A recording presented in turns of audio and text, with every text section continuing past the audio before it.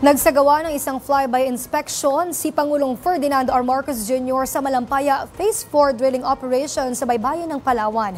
Ito ay bahagi ng hakbang ng administrasyon para masigurong may sapat na enerhiya ang bansa.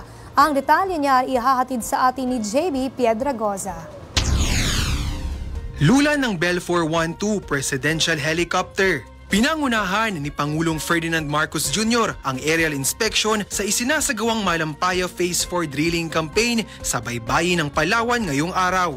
Kasama ng Pangulong mag-inspeksyon sina Department of Energy Secretary Sharon Garin at Department of Transportation o DOTR Secretary Vince Dizon. Isang Malampaya project sa mga pangunahing pinagkukunan ng enerhiya ng bansa kung saan 40% ng kuryente sa Luzon ay mula rito.